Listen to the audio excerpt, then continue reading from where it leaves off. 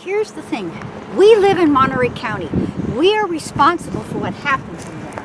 I know from all my years on the Monterey County jail reform that terrible things can happen in there and no one knows about it or seems to care.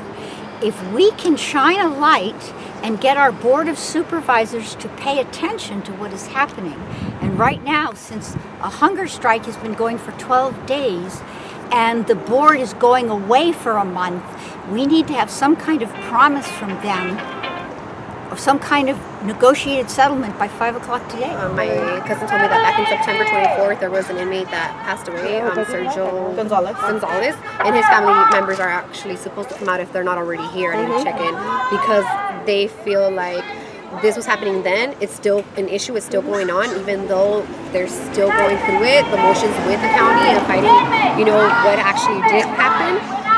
They decided to come and support us today because they know what it can lead to. We lost a family member, and it's not getting easier every day. It's getting harder and harder. Every day we live with the guilt. Every day we live with the thought of wanting to be around him, and he's not here no more. So how would you like it if you lost somebody? So in his name, honk your horn. Inmate rights are human rights. How many more people are we gonna lose? We don't need to lose any more family members. How would you like it if you lost a family member? You can't talk to your family member. You can't see them no more.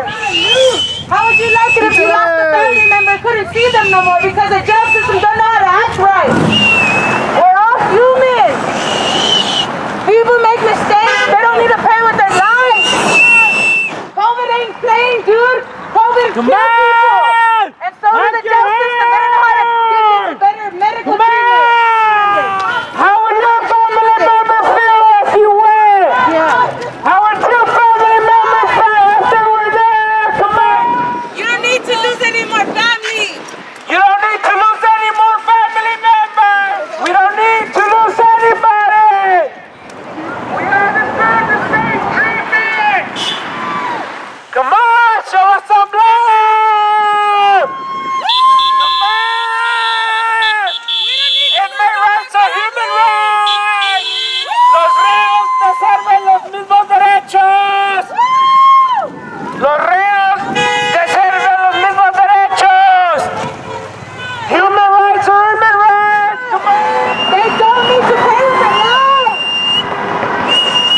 They need better medical attention. We can all be in the same situation. You don't need to be white, Mexican, Chinese, or black. You just need to be in the system for them not to care. Whether you're white, black, Chinese, or Mexican, they don't care. As long as they're on the other side, they don't care. Honk your horn, because if you had family members in there and they're dying because of their negligence, you would feel the same way I do. Honk your horn!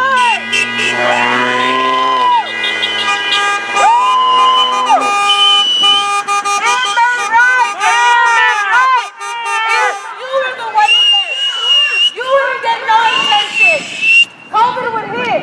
What would you do if you died and your family members had to live with your dead, your family? Inmates need a life, and they have a life and outside of those walls. They have family that care. Inmates, they don't have no medical attention. If you had an inmate in there that had no attention, what would you do? Inmates are human too.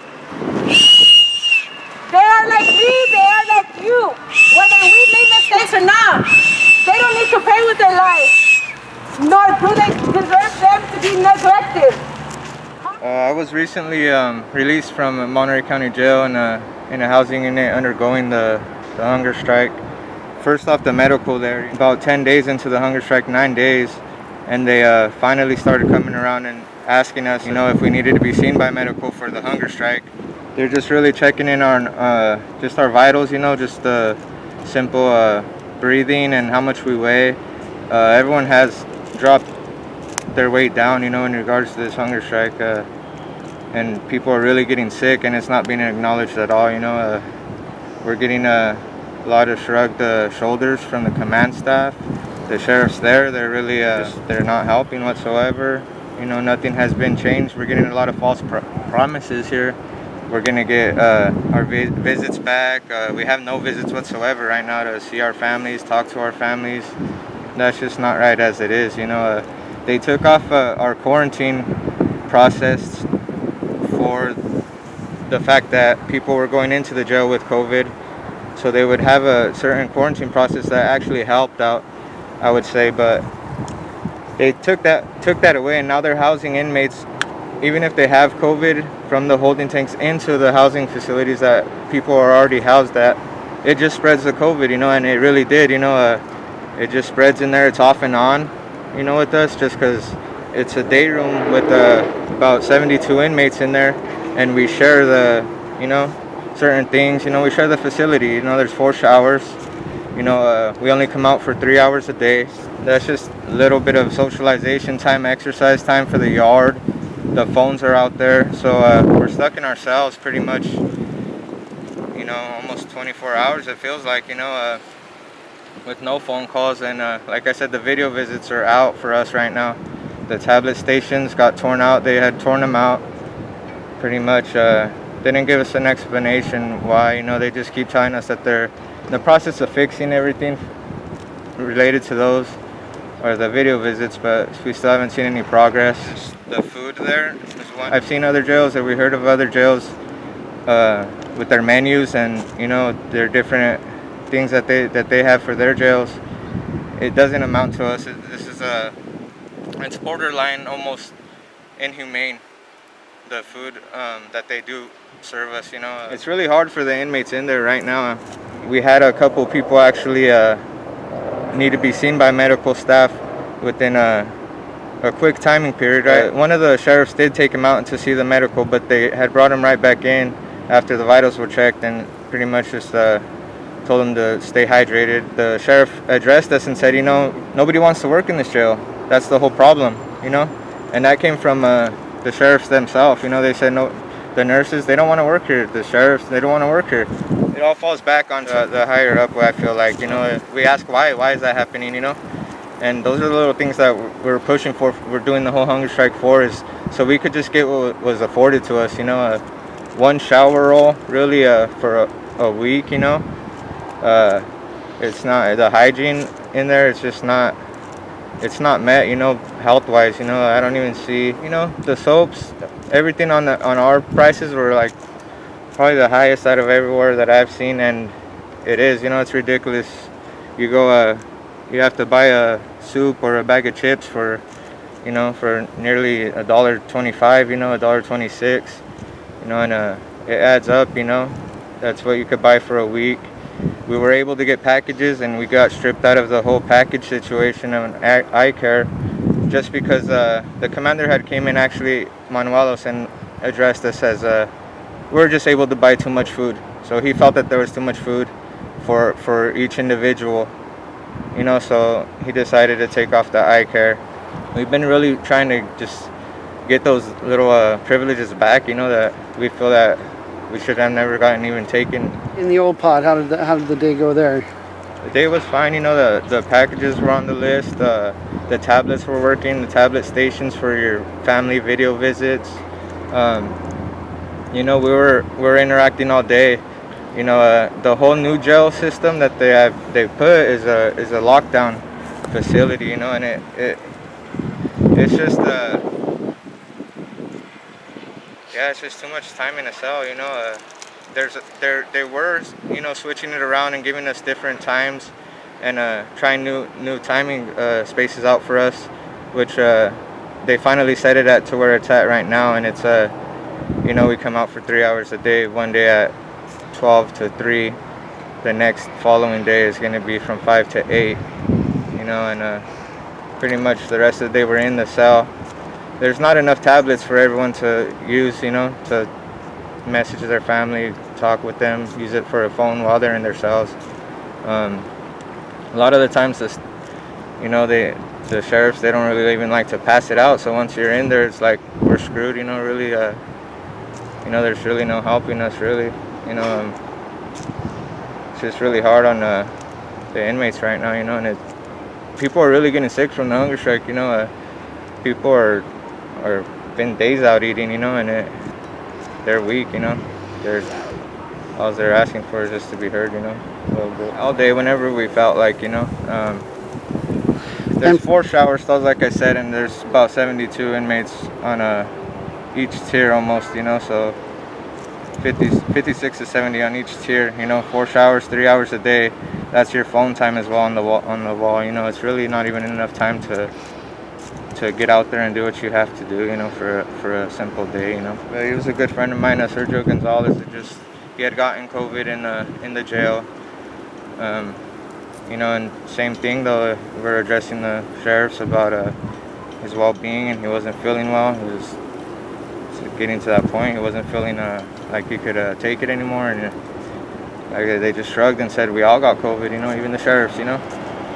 You know, so they left him, you know, in there and did the bare minimum vitals, fever, hydrate, tell him to hydrate, and lay down or whatever he had to do, and you know, we all know what happened after that, you know.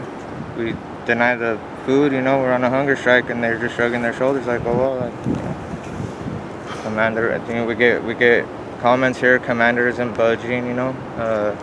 Banuelous isn't budging, you know, he's not even trying to fix it, you know, like you know, all these attitudes that are just unnecessary, you know, things that could easily be afforded us, you know, just the little things that we're really trying to get done, you know, or get back from what we had got them taken in the first place. There's one razor, you know, one hair clipping machine there.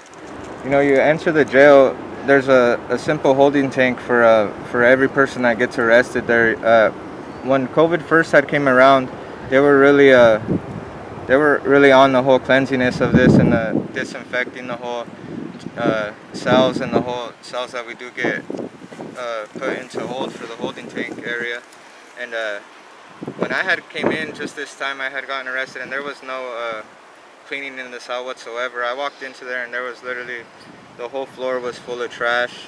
You know, it was just horrible. You know, that was really inhumane of the jail. And people, like I said before, they were spraying it down.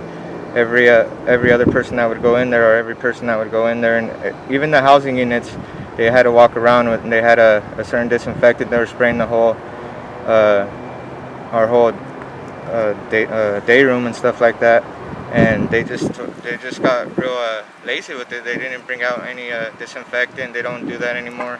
It's crazy to see how many people are really sick in there, you know, and there's no medical really to even help them out. Just with you just get your vitals taken and that's it, you know. And they even tell us themselves they're not even certified to do certain things, or to even give out any other help that they already do just give out, you know.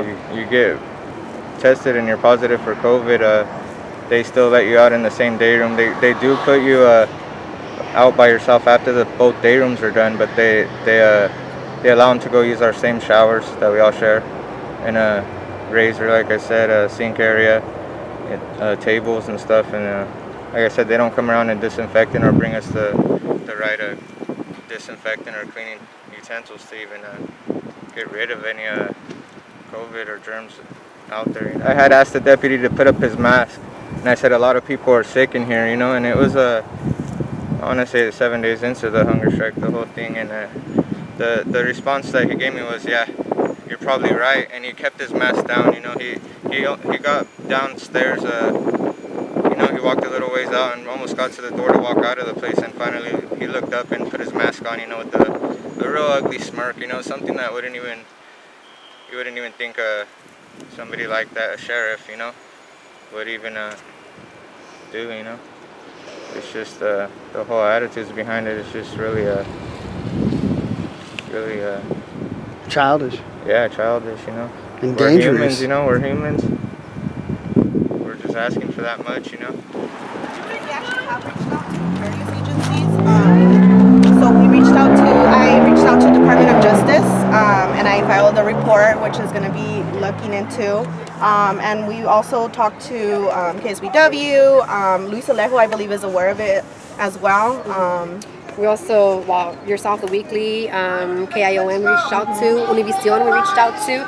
So there are different agencies that have been aware besides just yourself. And then you're saying that Alejo knows about it. Did he say? Did you guys talk to him in person? We did not talk to him in person. Somebody else actually reached out to him. So what we know is that Board of Supervisors is on a recess right now, and they won't be meeting until August 23rd. So our plan is to add that into their meeting. So Chris Barrera from LULAC is also aware of the situation, and he's kind of been helping us navigate where to go, who to speak to. And I think he's one of the ones that reached out to Luz Alejo. And then I don't know if you guys read the article that I wrote before, but I was talking to the person that represents the sheriff's office, and he said that, you know what, they hoard food, they're eating, and they're just not eating our food.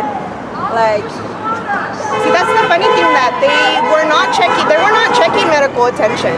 Now that the media is pressing them, this is when they're coming in. Do you guys need medical attention? Let's check your vitals. Let's check your weight. So they're feeling the pressure. Of course they're gonna, they're gonna feel it. Yeah. Well, not just that, but I know that, for example, my cousin lost 15 pounds. My other friend lost 15 pounds. I believe one of my friend's boyfriend lost 22 pounds. So they're losing weight. And one of the girls that's actually here, her boyfriend has been down for the last 3 days. He's been so bad that he hasn't even been able to communicate with her because he's too weak to even hold the tablet or to text back or reply to her. So he's been out for a minute. mm-hmm. And then there's several things that you guys are requesting. Is there like a top priority that you say these are the basic things that we want them to get? I think there is a lot. I think medical goes a long way as far as health-wise. We just kind of want somewhere where they can meet us in the middle to compromise for medical. The list is long. That's just how neglectful it is in there. And but I know for me, I would believe that medical is a big issue. Yeah. And then this is not the first time that there've been like protests and hunger strikes here at the jail. So my boyfriend this is actually his second hunger strike. He's been in there for about 10, 11 months. The first one, it didn't last too long. It had to do with COVID precautions. But this one seems to be lasting a lot longer. I think the last one lasted about maybe a week or so. And then did things improved during that time? COVID precautions improved, I would say maybe a month. Right now they're not wearing masks. They're not imposing a lot of COVID precautions, as the commander said. But of course, he's not going to say, oh, you know what? Yes, this is our mistake. We're not doing this. Of course they're not going to say that. And then, since this is like a recurring event, what do you think they're doing? I mean, do you think they're failing on, providing the care for the inmates? Yes. They are. This is what led to the protests in the first place. And what does it tell you that, this is happening like over and over again? Because for the same reason that they're not doing vitals until the media got involved. So the media went in, and after that is when they started checking vitals. They started offering medical attention. So they weren't doing that before. You put in a medical request and it takes about 2-3 days, maybe even weeks. Yeah. Medical attention is needed. It's lacking. It takes a long time. My boyfriend went in there with injuries. There was, they were caring for it, but not as frequently as it needed to. He got really sick. So up until he got a high fever is when they tended to him. Okay. So this was when he first went in. He went in with the dog bites. So the sheriff dog was released on him, and it got really infected. So he requested medical attention, and it wasn't serious. I'm guessing because he didn't have a fever then, they didn't tend to him. So up until he got a fever, really high fever, is when they're like, okay, this is really serious. So to avoid being sued, obviously they had to take him to the hospital. If not, they probably would have left him there. But even then, that's what I was going to say. Even then, they're not taking vitals every day. Yeah. So they're not coming in every day and taking vitals. They're coming in every couple of days to take vitals. So it's not frequently, and they're not checking up on the inmates. I know that they had 2 men down maybe like 3-4 days ago, and they let them know, and they didn't come by. Anything else you would like to say, or you would like to? I think that a lot of things are small things that could be, that could be factor in immediately, like just like the hygiene, like giving them like a spare change of clothes. Any small change can go a long way. A very long way. Yes. So maybe it won't be that all the needs are going to be met, but if we start with a small change, it can go a long way. We can end the hunger maybe. And then another thing that I remember is like about like socializing. Are they socializing with other inmates? I was told that they also like eat at their cell, that they don't really go out. Yeah, so they get 3 hours a day. That's 3 days out of 24 hours. That's a really long. Well, but not really, because they alternate times. So one day they'll be in their cell for 21 Yeah, hours, exactly. come out for 3 hours, and then the next day it changes the hours. So they're actually Going out longer. for they're out for 3 hours, then they come back and they're in their cell for 25 hours, and then they get to go out another 3 hours, and then it's back to the 21. So it's 21 hours in their cell, 3 hours out, 25 hours in their cell, 3 hours out. It's a long period. It's a very long time for them to eat and just be stuck. And in then that- imagine how many are in there. Now you got to get in line to get in the shower. You got to get in line, to make a phone call. To make a phone call. All of that. To exercise, 3 make hours a is phone not call. enough, especially amongst all the inmates. in no there. religious practices, Yep. so they're not being given enough time for No any of schooling this. either. I know the schooling has been cut down. I know they're gonna say COVID, but everything is being blamed on COVID right now. There's a lot of things that the prisons are doing in this county that they're not, and we're in the same county, same COVID guidelines. But why That aren't they makes no getting sense. tested? Why aren't they getting quarantined? It doesn't make any sense. It's contradicting Everything. There's a red-tailed hawk in that cell phone tower. Look. Yeah, it's still perched right up there, which is a really good sign. I think I heard babies peeping. It's August, so they'd be pretty much grown. I think he has a nest in that tower. Let's see. All right, well, A symbol of the freedom. conservationist here, yes, okay. Well, I don't know. There's Yeah. not many like tall. Yeah. And if you look around, there's not much tall. What motivated you to come out today? Greg called me. He gets involved in worthwhile things, and he appealed to my Quaker sense of nonviolence, being that they're doing a hunger strike in there, and I've known people that are in the jail, and it can't be that good, and if you can't get the right kind of food and you're not getting nourished with COVID, if you get sick, that's basic human rights. So I think it's worthwhile to make a statement. And I went on KSBW. I saw an article a couple days ago, Christian Balderas, I think it was, about eye care packages, wanting to continue them and starting visitation again. In Visitation is a very big one. Yeah, Oh, yeah. absolutely. You get pretty isolated in a prison, in a jail. We also, as a Live Oak Friends meeting, we do work in the prison down in Soledad, and things have been disrupted because of spikes in COVID. And I bet you it would be happening here too. What is the Quaker philosophy on nonviolence?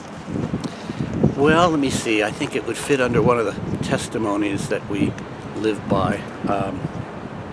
Integrity, peace, definitely, peace testimony. That's it. Peace and integrity, I think. The others are community, equality, and simplicity. Spell spice, or epics if you can't spell. Well, I've always admired the Quaker commitment to nonviolence, and in particular, to having nonviolence be able to be successful in its campaign, such as in Gandhi's fighting the British in India without weapons.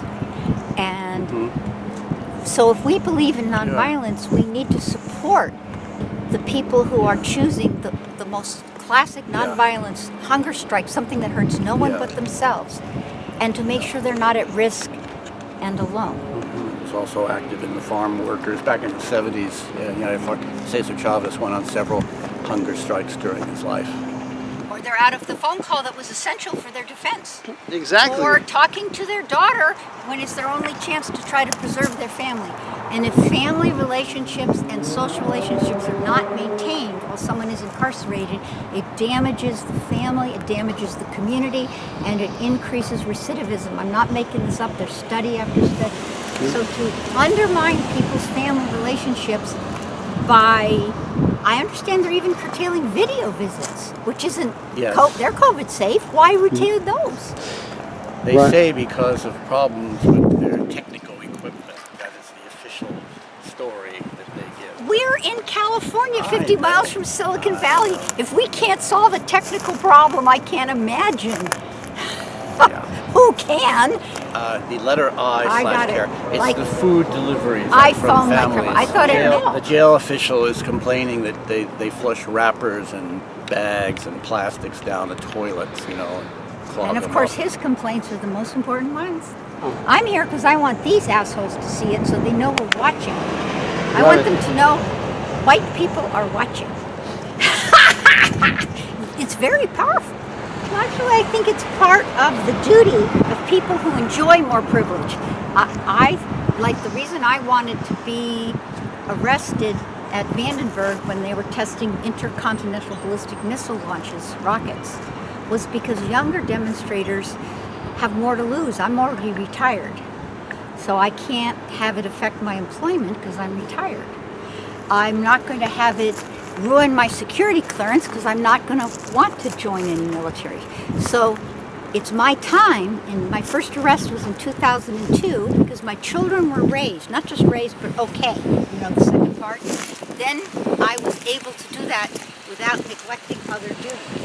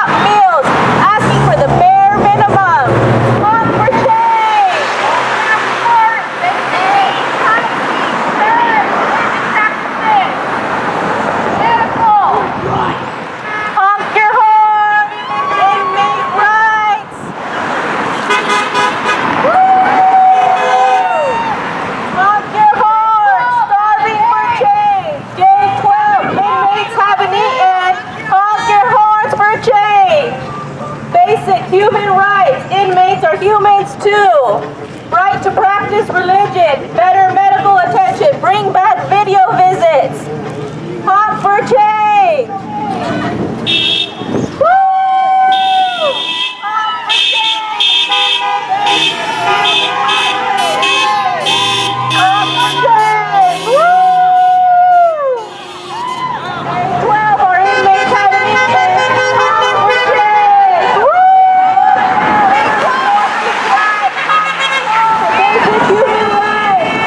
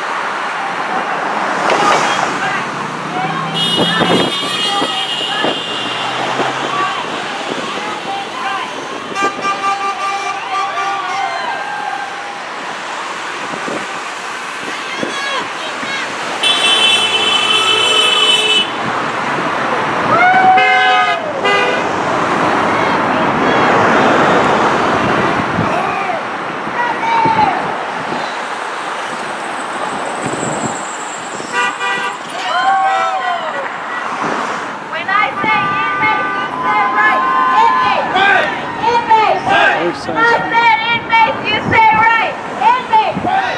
Inmate. Right. Inmate. Right.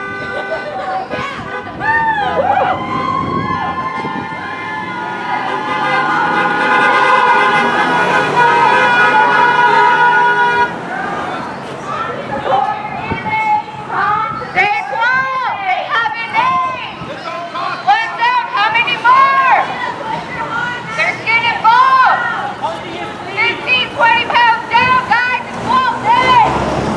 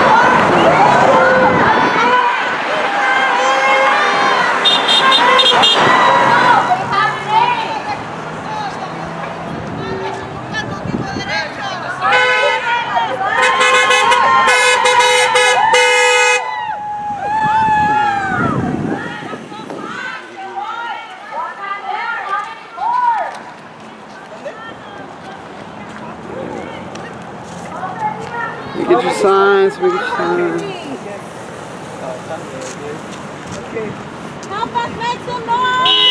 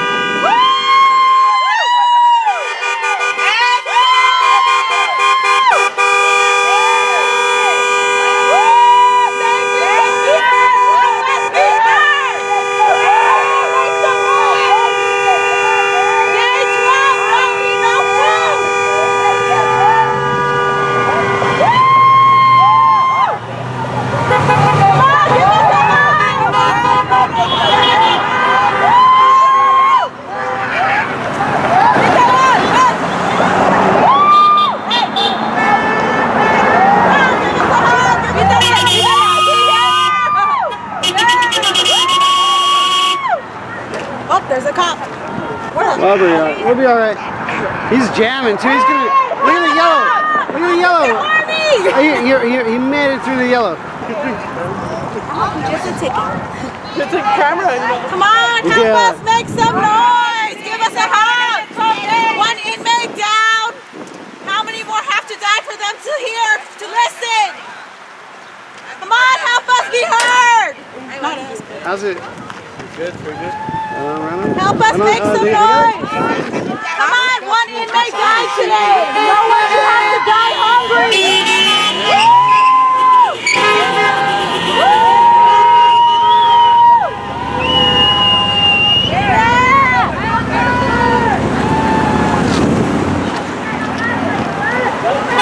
My pants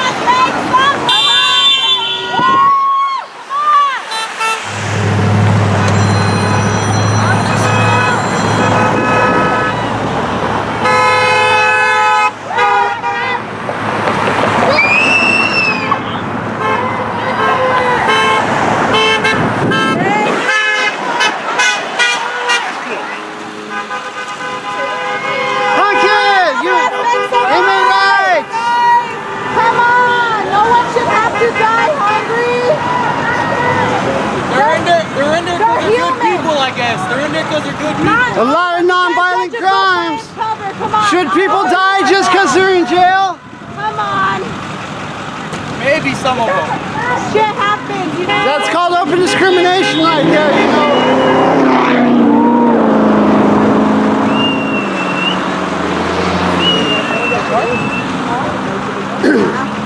It's an abusive situation in there. It is. No one should have to die hungry. Okay! Inmate rights are human rights! You can hear it. Free the noodle!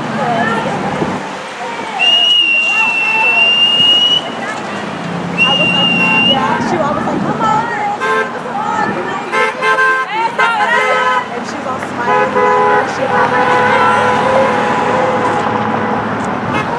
how are you feeling, babe?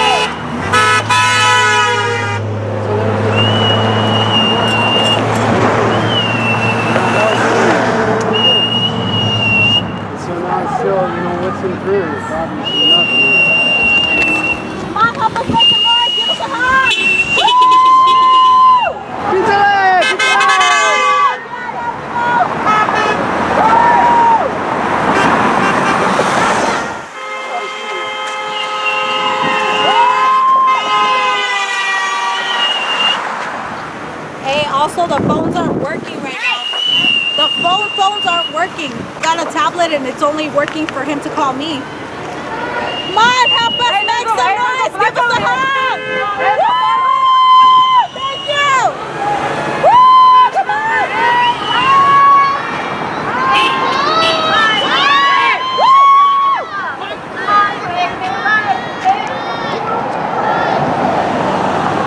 He's almost falling.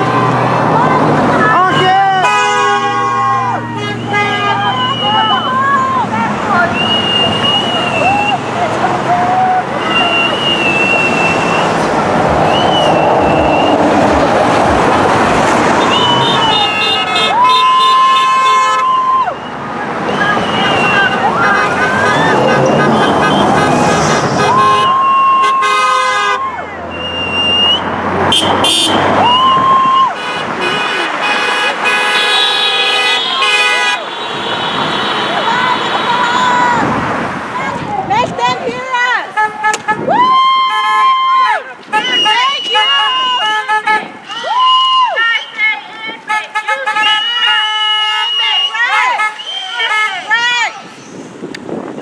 Come on, help us make some noise.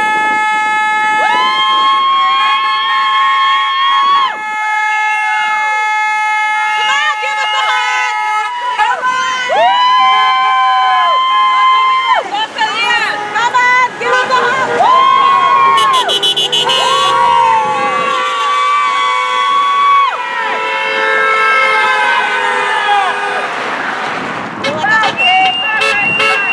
us a hug.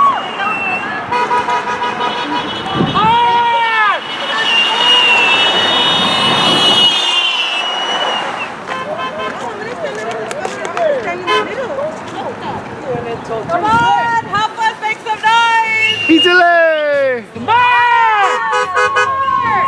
Hey, come on! We don't need to lose another family member. We don't need to lose another life! Escuchando. Come on! How many more? Gracias. Come on!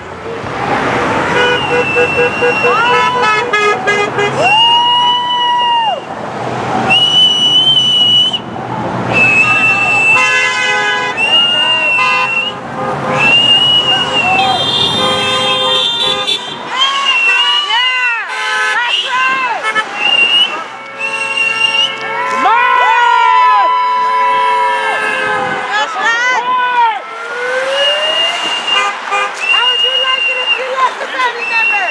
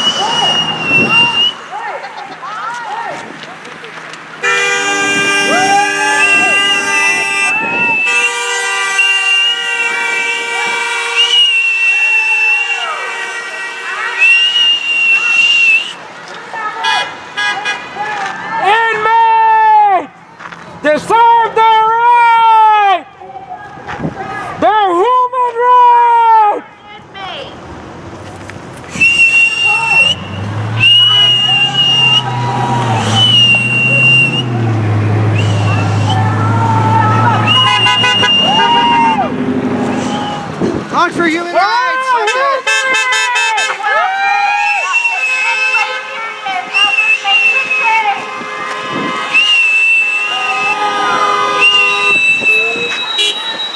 We're all humans! We deserve the same rights!